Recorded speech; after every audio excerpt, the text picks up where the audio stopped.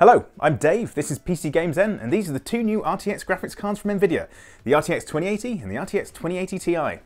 So we've been putting these new cards through the ringer pre-release and have been getting down and dirty with the new Nvidia Turing GPUs, testing them, running the latest games, had them ray tracing stormtroopers and spaceships, and have even used their AI processing power to make Final Fantasy 15 look good. The benchmarks are all out there now, and the two new cards can be happily titled the fastest pair of consumer graphics cards on the planet today. But that doesn't necessarily tell the whole story. So what do we really think of Nvidia's latest GPUs?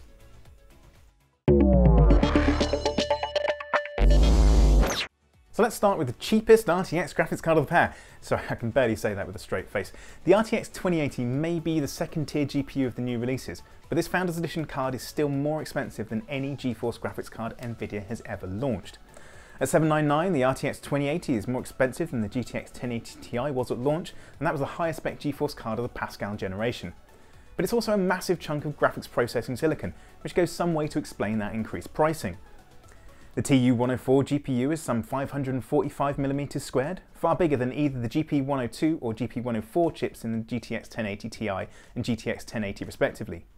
Inside the Turing GPU are 2,944 CUDA cores, as well as 46 ray tracing RT cores and 368 AI-focused tensor cores. This Founders Edition card is also mildly overclocked compared to the reference GPU, of which you'll like to see few of until a while after the launch has died down, and that means you get a boost clock of 1800 MHz compared with 1710 MHz of the reference design.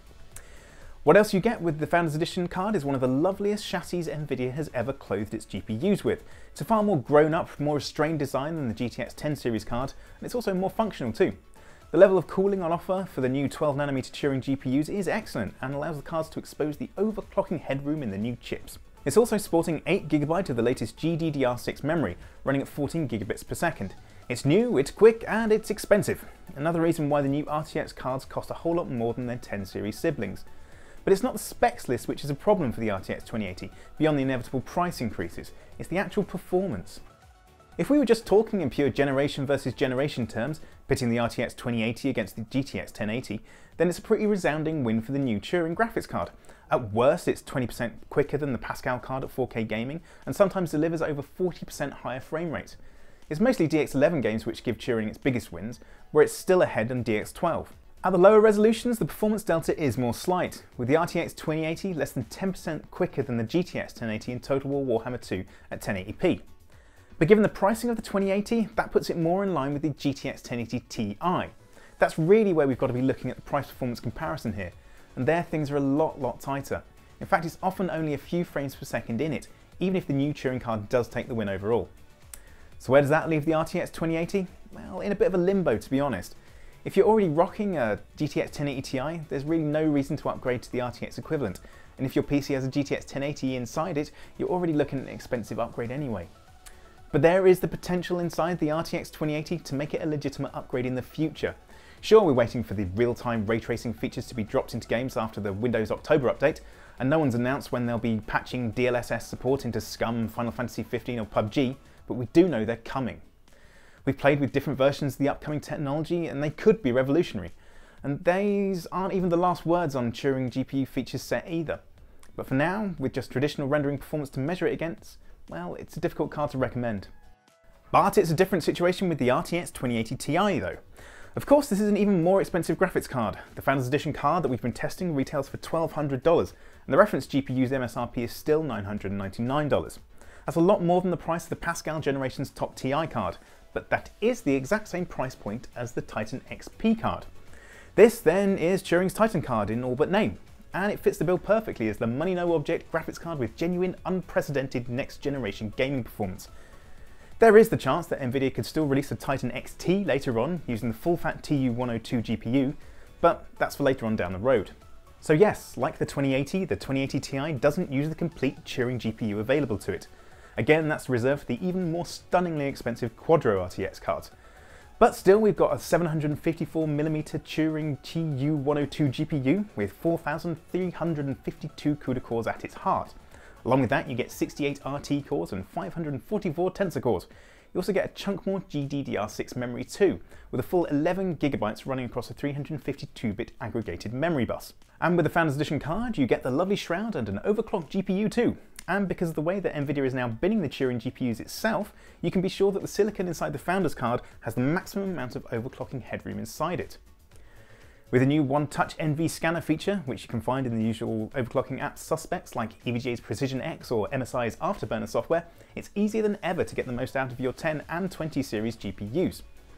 When it comes to gaming performance, there's really nothing that can come close to the power of the RTX 2080 Ti. Not even the monstrous Volta-powered $3,000 Titan V can keep up. So if you're looking for a value judgment for this card, there it is. The $1,200 2080 Ti can outpace a $3,000 Titan V. But then if you're looking for a value judgment with a $1,200 graphics card, you're probably looking in the wrong place. At its 4K gaming safe space, the 2080 Ti is unrivaled, hitting 60 frames per second at 4K settings on practically every game we've thrown at it. The only one that gives it some problems is the ultra-demanding Deus Ex benchmark, but nothing can cope with that beast yet. With Shadow of the Tomb Raider, Far Cry 5, Total War Warhammer 2 and Assassin's Creed Origins is either knocking around or topping the 60 frames per second mark. But down at 1080p, the power of the RTX 2080 Ti is almost looking wasted. Check out the Total War benchmark for instance. There is almost nothing between the top 3 GeForce cards, with the GTX 1080 not far behind either. But then if you are buying an RTX 2080 Ti to drive your 1080p gaming monitor, then, well, I just salute your commitment to the absurd. And again, the 2080 Ti still has the future RTX features to come. But even now, where we can only really measure its traditional gaming performance, it still feels like a truly next-gen graphics card. Ray tracing and AI processing is just a futuristic cherry on top. Though having the epic Star Wars demo ray tracing in real time on the PCGamesN test rig, where it previously needed hundreds of thousands of dollars of graphics card to run, well, that was a bit of a goosebump moment for me. Sure, it's an obscenely expensive GPU, but then so have all of Nvidia's Titan-esque graphics cards been. They're not a pixel pusher you buy thinking about the cost of it, you buy it because you want the absolute best, and money has long ceased to mean anything to you at all. But few of us have the cash to drop on $1,000 plus graphics cards, but this is at least a little taster of what the future of mainstream gaming is going to look like. So the RTX 2080 is a card struggling to justify its high price without the benefit of the real-time ray tracing and AI-powered features to separate it from the GTX 1080 Ti. But the top-end RTX 2080 Ti is a true next-gen GPU. It's the ultra-enthusiast class graphics card of this generation. Don't let the GeForce branding fool you, this is a Titan card in all but name. So thanks for watching, and if you've liked what you've seen, give us a hearty thumbs up, subscribe to this wonderful PC gaming and hardware channel, and ring that bell to hear more from us lovely PCGamesN types. Take care now.